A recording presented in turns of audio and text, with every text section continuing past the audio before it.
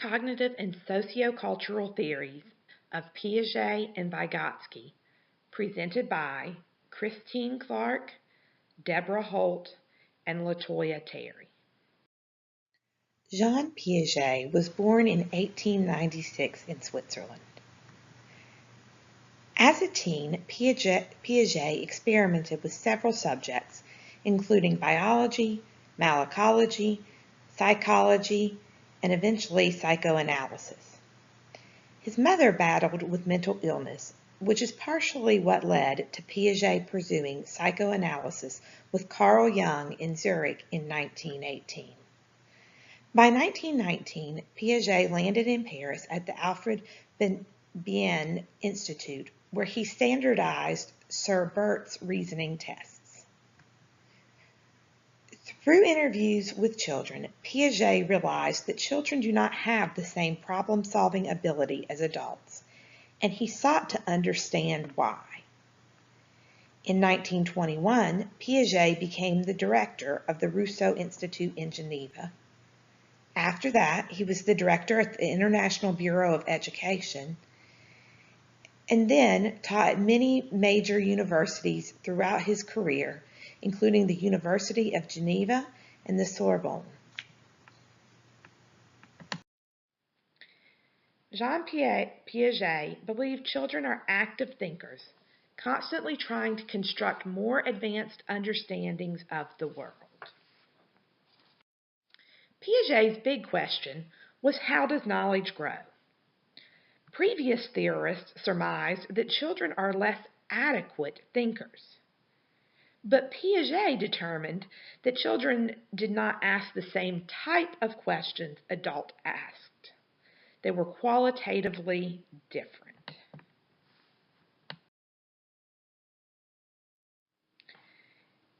His observation about the difference between children and adults' thinking led Piaget to be the first to theorize about cognitive development in children. En effet, le vrai problème de l'éducation, c'est quel est le but de l'éducation? Est-ce qu'il nous faut former des enfants et des individus qui soient simplement capables d'apprendre ce qui est déjà connu, de répéter ce qui est déjà acquis par les générations antérieures, ou bien est-ce qu'il s'agit de former des esprits novateurs, des esprits créateurs, qui soient capables d'inventer dès le niveau de l'école et ensuite pendant toute leur vie dans le domaine professionnel. Piaget's basis for cognitive development is predicated on the following ideas and terms. Cognition. It's the brain's ability to process and store information and use them to solve problems. Hierarchical and invariant. Cognition development begins at the same place for every child and builds upon itself. Children do not skip around from place to place. Object permanence. An object does not cease to exist if it is out of sight. Egocentrism. Young children have a sole perspective. They are the center of the universe. Transductive reasoning. It's a faulty logic used in making inferences about one object to what another object might have.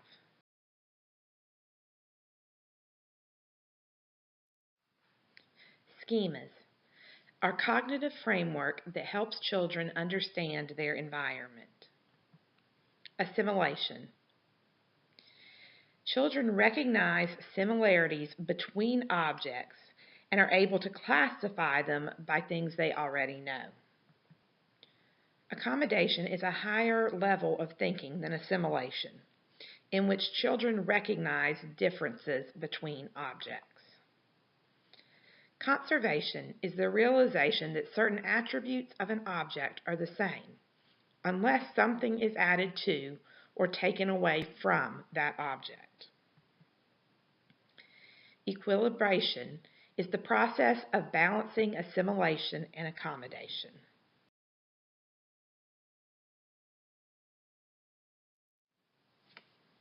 Piaget was the first developmental psychologist to create a theory of cognitive development.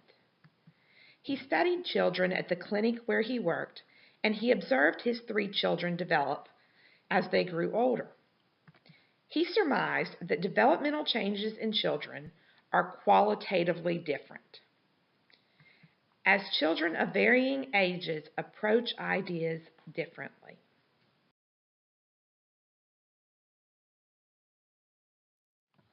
Piaget believed that children learned through schemas, which provide both a category of knowledge and a process for learning.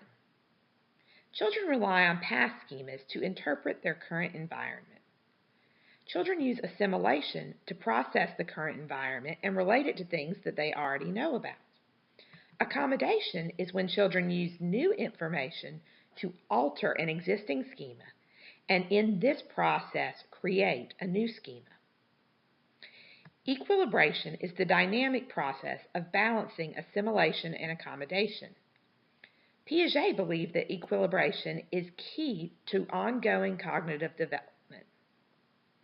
Piaget came to this conclusion after examining children interact with their environment.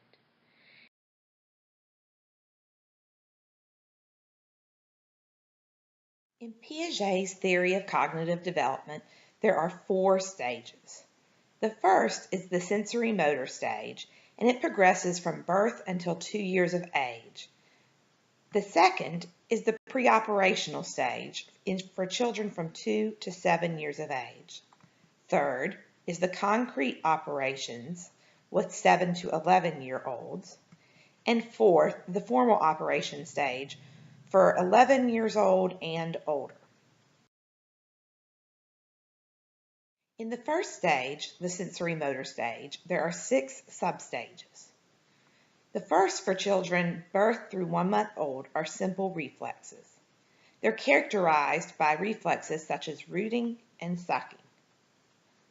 The second substage is the primary circular reactions for children 1 to 4 months of age. During this substage, infants learn to coordinate sensations. It's a primary circular reaction when the infant tries to reproduce an event that happened by accident. For example, sucking his thumb. Third is the secondary circular reaction in children 4 to 8 months of age. Children become aware of things beyond their own body and become more object-oriented. For example, accidentally shaking a rattle and continuing to do so for the sake of satisfaction. Fourth is the coordination of secondary circular reactions in 8 to 12-month-olds. In this substage, children start to show intentionality. For example, they use a toy or a stick to reach something that is out of their reach. Fifth is the tertiary circular reactions in 12 to 18-month-olds. They start to explore new possibilities of objects during this stage. And sixth is the internalization of schemas. It's a shift toward symbolic thinking.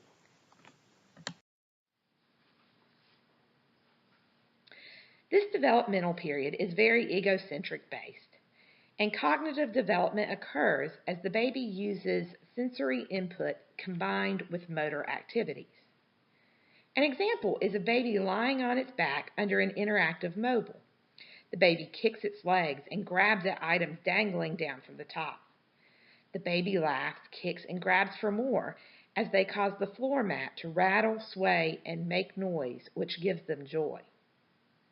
This activity teaches babies to demonstrate goal-oriented behaviors, which include baby thinking about what he or she wants, planning how to get it, and following through with an action.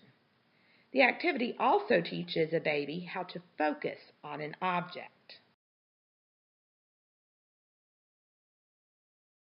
In the beginning stages, the baby only recognizes an object exists when they can see it. But as soon as it is covered up or hidden behind something, the baby forgets about it. This concept is called object permanence, as is demonstrated in the Calvin and Hobbes comic below.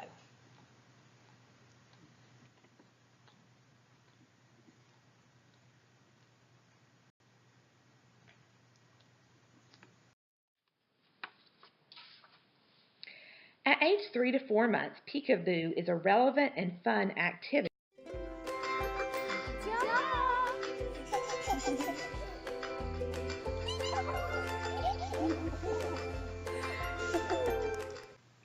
Later in the sensorimotor stage, the baby recognizes an object, such as a ball, when it is visible, but they also remember when it is out of sight and under a blanket, which is an achievement of object permanence.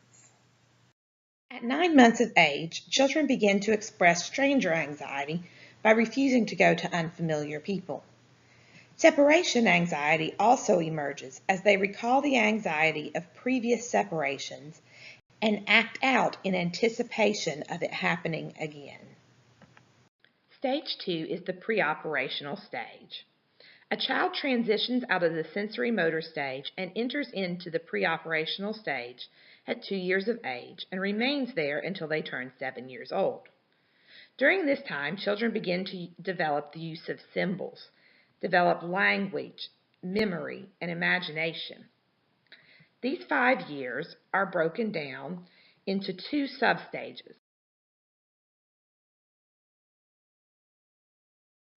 The preconceptual stage lasts from ages 2 to 3, and during this time, symbolic representation plays a key role in development. It does this through play and imitation. It's not uncommon to run into a 2, 3, 4-year-old dressed up as their favorite character running around the grocery store. Children at this age tend to latch on to a favorite cartoon character, like Dora, and spend a great deal of time dressing up and acting out what they watch on TV. It's also in this stage that children begin to look at the world as separate from themselves. Their language is continuing to develop, and they can put a few words together. They learn to develop sentences, and they begin to follow directions and rules. The second substage of the preoperational stage is the intuitive stage. It is during this stage that children ages 4 to 7 years old continue to approach categorizing the world at a higher level. Piaget began during this age group conducting experiments to show how reasoning and logic develop schematically over time.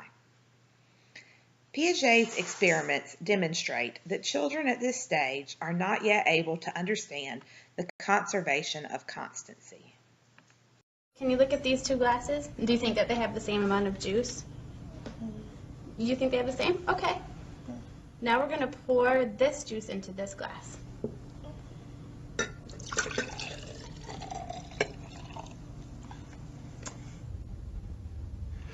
Now, do you think that this glass has more juice, this glass has more juice, or do you think that they have the same amount? That one has more. This one has more, and why do you think that this one has more? Because it's taller.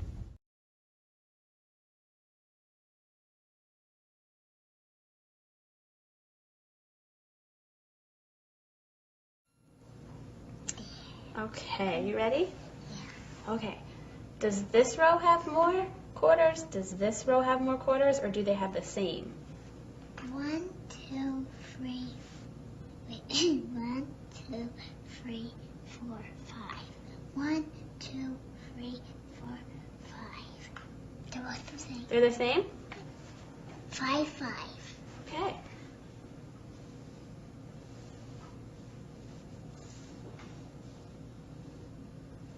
Okay. Does this row have more quarters? Does this row have more, or do they have the same? This one has more. That one has more quarters? Yeah. Why does this row have more quarters? Because it's more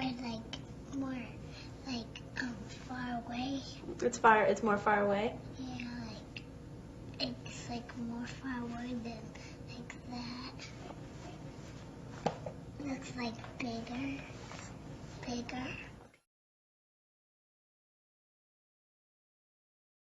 As was shown in the previous 2 videos, children in this intuitive substage do not yet understand the conservation of constancy. However, the language in this age group is beginning to develop further, and they are demonstrating transductive reasoning. This is where a child can think about two or more experiences without using abstract logic. For example, if a child sees his mother making a cake, he then assumes that there will be a birthday party, since the last time she made a cake, they took it to a party.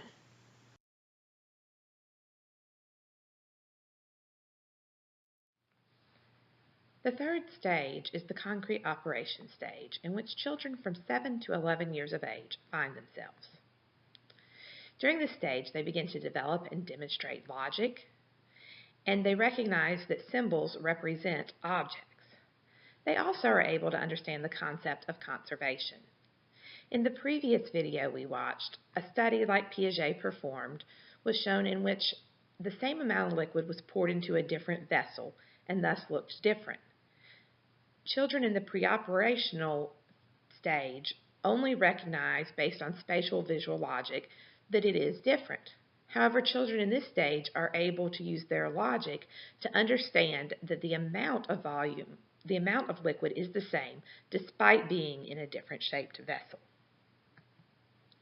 In this stage, children also begin to acknowledge that others have a perspective that may be different from their own.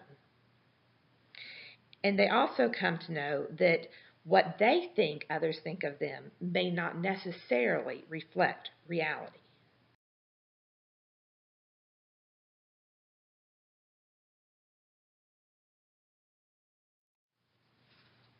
Stage 4 is the formal operation stage. It's for children and adults 11 years of age and older. During this stage, they have improved reasoning skills, as Calvin shows in the comic below.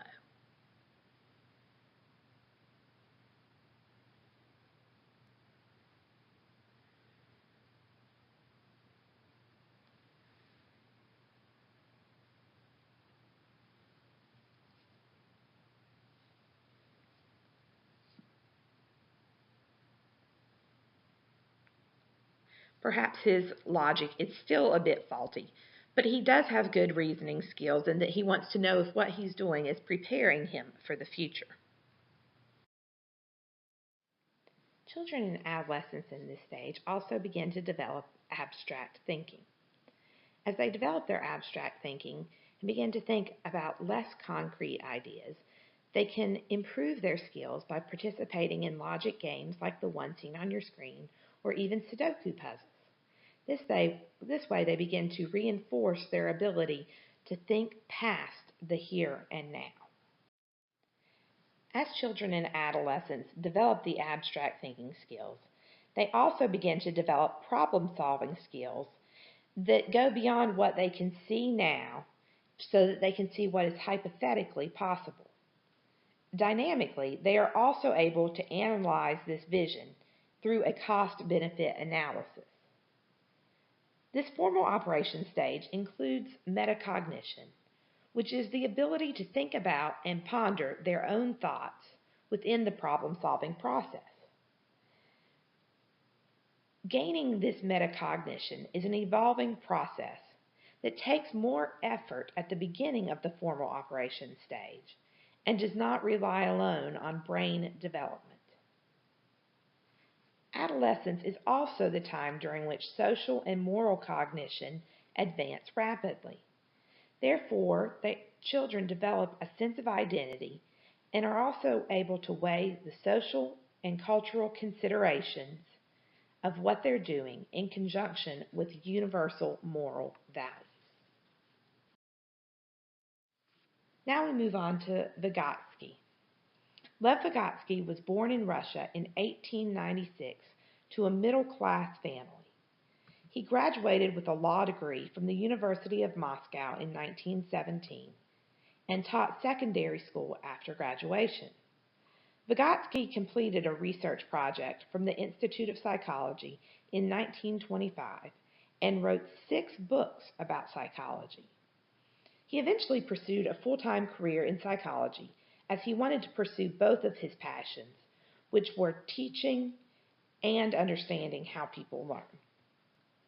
Unfortunately, Vygotsky battled tuberculosis until he died of it in 1934. His theories were initially repudiated by Stalin, and lived on only through his students. But after the Cold War ended, his theories became widely known and adopted, especially in Russian schools.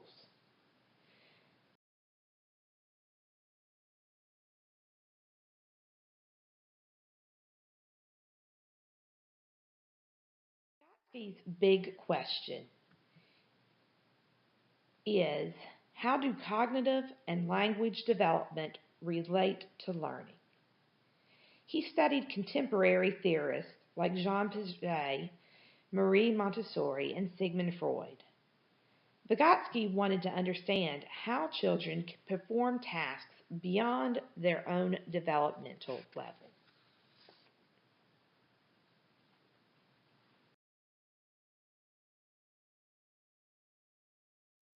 He believed that cognitive development occurs largely due to social interactions, through children playing make-believe, and through the use of basic tools of intellectual adaptation, which they're taught by others in their culture.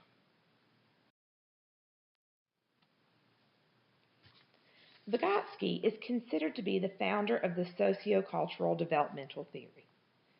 After studying his contemporaries, including Piaget, he concluded that their theories were too simple and that learning came from external interaction and not a universal genetic process. Vygotsky attributed culture to developmental differences around the world. His theory was undergirded by the use of language and symbols within a historical context. For example, people in literate cultures may make lists or make entries in their calendar to help them remember things, whereas individuals in South America might tie knots in ropes to aid in their memory, or the Aborigines in Australia use ritual sticks to help them remember and teach history.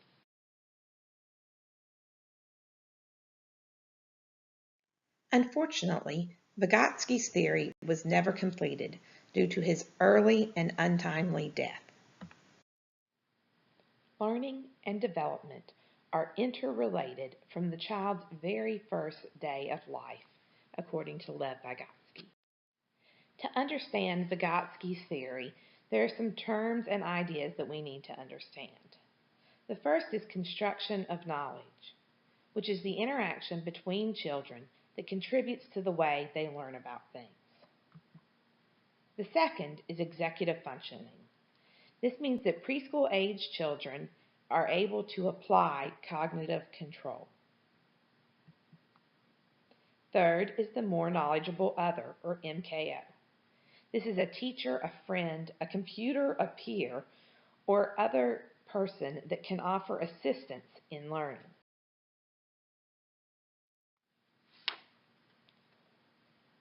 Private speech is when a child talks vocally to themselves to direct their action. Scaffolding is the assistance a teacher or peer offers a child at the right time. And the zone of proximal development is the distance between the most difficult task a child can do alone and the most difficult task a child can do with help. Sociocultural theory is the idea that human learning is a social process and that the origination of human intelligence is found in society and culture. There are two concepts that play a role in the development of cognition and social interaction, and the zone of proximal development.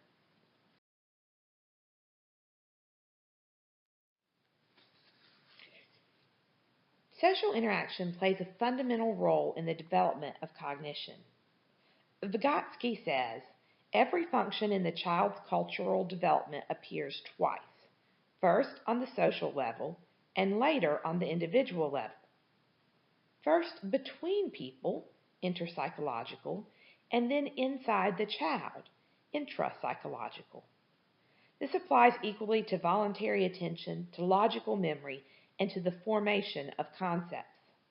All the higher functions originate as actual relationships between individuals. The zone of proximal development is the distance between one's actual developmental level and the potential developmental level based on the help of a more knowledgeable other. This concept demonstrates how much more a child can achieve with the help of others than they can by themselves. To help a child grow cognitively through the zone of proximal development, there is a theory called scaffolding, in which methods are used to assist the child with learning and processing new information through the help of others. For example, a child does not want to finger paint with the rest of her class because her parents taught her about not being messy, and so she's not sure what to do. The teacher wants to expand the child's creative imagination, so she takes the child by the hand, and without forcing her, she shows her how to dip her fingers in the paint and then put it on the paper and clean her hands. In addition to the zone of proximal development and the social and cultural needs, Vygotsky has 4 basic principles known as the Vygotskian framework. First, children construct their knowledge and their behaviors through cultural and social interactions. A child develops because of their interactions and not because of an internal developmental process that everyone goes through. Second, social interactions and cultural tools lead to development, and development itself cannot be separated from its social context.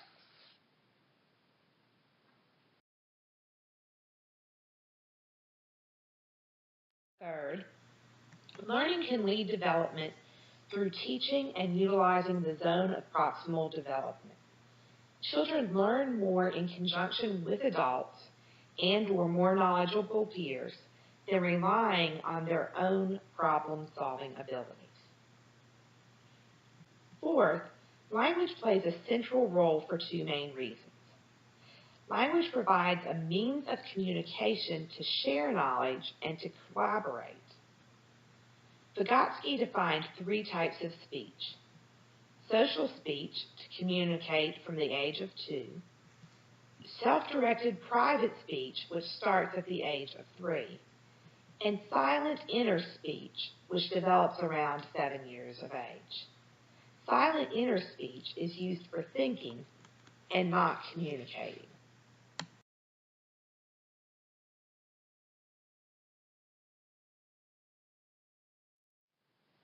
To further clarify Vygotsky's theory,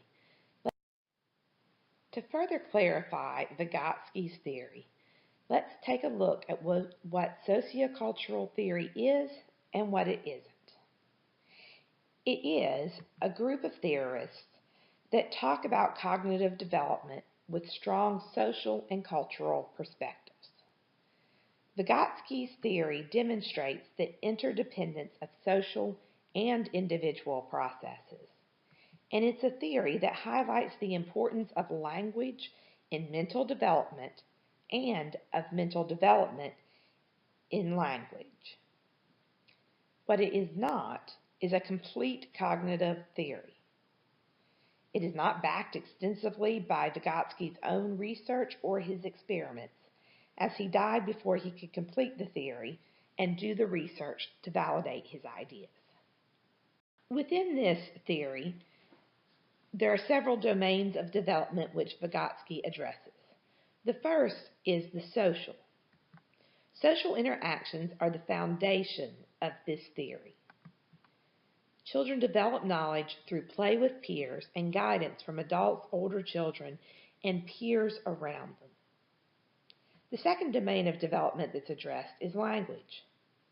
Language gives children the ability to recognize, examine, and to solve problems.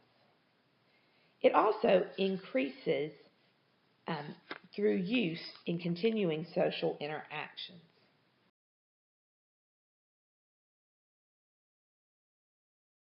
Third, the cognitive domain. In this domain, progress is made through social and cultural interactions and effective pedagogy, as well as personal experiences, increase knowledge. Finally, what are the similarities and the differences between Piaget and Vygotsky? For Piaget, he believed that there were universal stages and aspects of development, but Vygotsky believed that development is culturally specific. Piaget said that children internally construct their own knowledge without outside assistance, whereas Vygotsky said that children learn through interacting with physical and social environment. Piaget said that thought develops prior to language, which does not have a great emphasis in his theory. However, Vygotsky focuses on language, and initially he believes thought and language are separate, and then they come together around the age of 3 when private speech begins. Piaget thought independent learning and construction of knowledge was brought about through a biological process. Vygotsky believes that learning occurs within social context through interaction with peers, more advanced students, and teachers. And finally, Piaget believes that development precedes learning, whereas Vygotsky believes that learning can precede development as in the zone of. However, Piaget and Vygotsky are both alike in that they are constructivist theories, and they believe that social interaction is essential for logic, for learning, for the construction of knowledge. They both also focus their theories on the individual, the development and growth of an individual child. Let us now turn our attention to the use of Piaget and Vygotsky in present times. Both the stages of cognitive development asserted by Piaget and the sociocultural theory begun by Vygotsky are widely used in preschools and primary education today. Many secondary schools that offer a degree in teaching also utilize Piaget's stages of development to teach developmentally appropriate ways to educate students based on cognitive, social, emotional, and physical needs. This includes things such as having an appropriate environment full of manipulatives, stations in which to pretend, technological toys, and room for experimenting. Also, the classrooms need to use developmentally appropriate curricular activities. Piaget's theory has been used to influence written curriculum and to influence constructivist models of learning. Some examples of Piaget's influence in constructivist learning are: it is important for teachers to recognize the interests of the children and assist them in utilizing them to create new schemas. These schemas help children in this stage understand their environment. Then the teacher can use the child's interest and the new schemas to provide scaffolding for learning. In the Piagetian classroom, it is also important to acknowledge the process of a child's thinking and not merely their product or answer. This relates to Piaget's theory in that the teacher is seeking to understand where the child is developmentally so that she can then help them achieve a higher cognitive thinking. Another is that rote memorization of information created by adults does not allow the children to experience and gain their own cognitive understanding of ideas. Knowledge must be constructed, not given. Thus why the traditional teacher as expert is not part of the Piagetian classroom. Also, all children are going to move through the stages in sequence, but each child does so at his or her own rate. Therefore, classrooms such as these must be set up in such a way to meet each child where they are. This is similar to the current practice of differentiation in the classroom. One specific way teachers utilize Piaget's theory in the preconceptual and concrete operation stage is in teaching about one property of an element staying the same while another property changes. For example, if you give a child a Play-Doh and allow them to play with it, they learn about conservation of constancy. First, they receive 2 balls of Play-Doh that are the same shape. The child says they're the same size. Then one ball is flattened out or rolled into a snake. At the early stages of development, the child believes that the 2 pieces of Play-Doh are no longer the same. However, as the child progresses through the stages, they begin to recognize that the Play-Doh is still the same size, even though it's a different shape. This conservation of constancy teaches about relationships of properties, such as size, shape, and color, and how they apply to physical and abstract ideas. Activities like this are important for teachers to use in order to effectively teach abstract ideas, so students can be developmentally ready to learn other abstract ideas such as math. Another way that teachers help students understand conservation of constancy is to point out similarities and differences as they read and move through instructional time.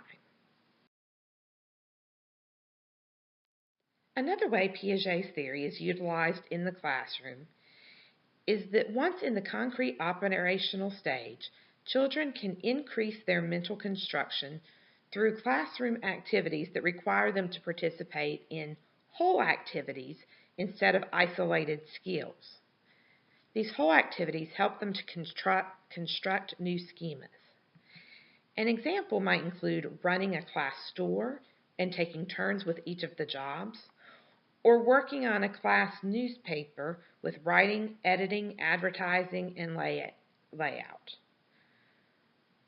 For example, 6th grade students operate Nibbles and Scribbles, the school store at Central Middle School in Burlington, Illinois. The teacher, Marley Ferguson, runs from her math classroom.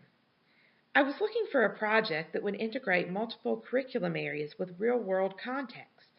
The school store does all of that beautifully, explained Ferguson, who introduces students to every aspect of retail operation. The students have earned as much as $3,000 to distribute to local charities.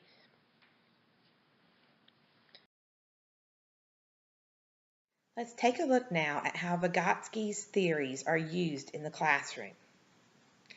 Lev Vygotsky says, through play, the child develops abstract meaning separate from the objects in the world, which is a critical feature in the development of all higher mental functions. Vygotsky's theory of play and the zone of proximal development and scaffolding are often used in preschools and primary schools. As far as the theory of play, Vygotsky believed that children learn through play as they act older, impose rules on themselves, and create knowledge with their peers. For example, if the students are playing restaurant, they will have plates and maybe plastic food. At a young age, they try to eat the plastic food, but as they develop, they begin to use imaginary plates or food, and they know to pretend to eat the food. While in a Vygotskyan classroom, it may look like the children are playing, as is demonstrated through this cartoon. They're doing far more than just playing. They're learning about cooperation and problem solving. They're learning about developing gross motor skills and their vestibular and balance systems.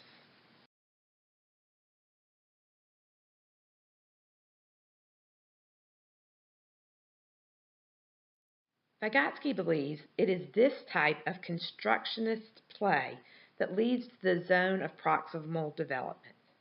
The zone of proximal development is the distance between what a child actually knows and what a child can accomplish with help. In the classroom, this can be done through instruction aimed at strategies that help children accomplish tasks through cooperative learning and scaffolding. Scaffolding provides a framework for contrasting knowledge. In this example, the more knowledgeable other assists the child in counting by suggesting the child divide the bears into colors, Then another assist came as she suggested the child touch each baby. 3, 4, 5, 6, 7, 8, 9, 10, 11,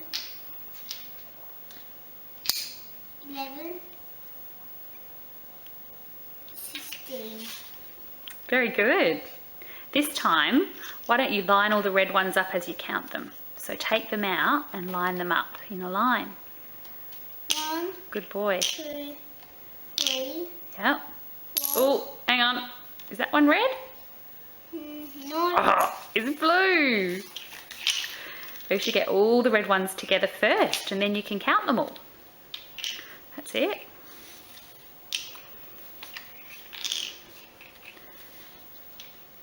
That's good. Is there any more? No. Oh, yeah. Okay, now try and count them for me. 1, 2, 3, 4, 5, 6, 7, 8, 9. Okay, can you count them again? And this time, touch them when you count them. Touch each one. Good boy. 2, Yep. 3, 4, 5, 6, 7, 8. Did it! Both Piaget's stages of cognitive development and Vygotsky's sociocultural theory are used extensively in preschool and elementary education today. While there is controversy surrounding both theories, they continue to be the basic structure of many classrooms and learning environments. In many places, such as the B&P Model Elementary School, the theories are used together to provide the best education. At this school, they have small classrooms of 15 or less, with a teacher and a paraprofessional in each room. The students are assigned to classes based on their instructional need or their developmental stage, not necessarily their age. The children in younger grades are encouraged to interact with their environment physically and learn through experience. As the children progress, they begin to use more of Vygotsky's zone of proximal development and scaffolding through various types of group work to continue their learning. We hope that you've enjoyed this presentation today and learned a little bit about Piaget and Vygotsky. Thank you for your time.